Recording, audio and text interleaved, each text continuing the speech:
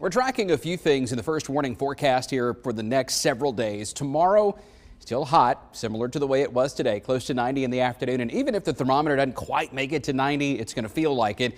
And then there are 3 rounds of storms in the forecast for the weekend. Some of those could be strong. Behind those storms, there will be more through the first part of next week. And then longer range, the next really big change for us is drier weather and some cooler air that may finally give us an opportunity to be outside for more than a day or two at a time. Tomorrow, the high 89 in Birmingham after a morning low at 70. If you were out early this morning, you could feel the summertime beginning to creep in, and it certainly feels like that outside right now, too. 90 at Calera tomorrow, 90 at Brent and Tuscaloosa, 89 Gadsden, Anniston, 88 Homewood, 85 around Coleman. Then we start dealing with waves of scattered storms. One may creep in here very, very late Friday night, but most of the day tomorrow is going to be dry. Most of the daytime on Saturday will also be dry, but then we've got more storms that come in on Sunday. Isolated Monday, Tuesday, Wednesday, another round of potentially heavy storms. And then, oh, that looks nice.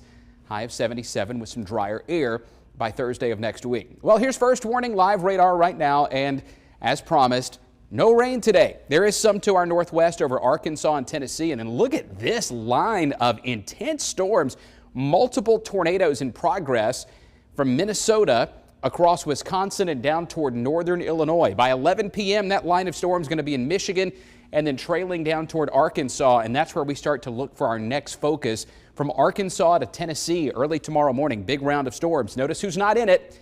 That's us. There is a limited chance of a severe storm as some of this begins to come south very, very late Friday night. Here's the next round. Friday afternoon, look at those up around Paducah, Kentucky. This could be a really nasty round of storms. This begins to build southward through Friday night. This is 11 p.m. Friday, and we still haven't had a storm around here, but there is that lower end chance that some of these still could be severe. 3 o'clock in the morning approaching Coleman. That's Saturday morning. Hamilton, Double Springs, Fort Payne, Gadsden, Birmingham metro area. Probably about the time the sun comes up on Saturday, we'll have a healthy round of storms right up and down I-20 and I-59, and then those move to the south. We may see a few more develop Saturday afternoon over South Alabama, but then our attention turns out to the west. So here's a look at the timeline for Saturday. This is, we'll also call it late Friday night, early Saturday morning, mainly north before 6 a.m., 3 to 8 a.m. in Birmingham, Tuscaloosa. Then after that, storms in the afternoon would be down to the south, but they'll be somewhat scattered.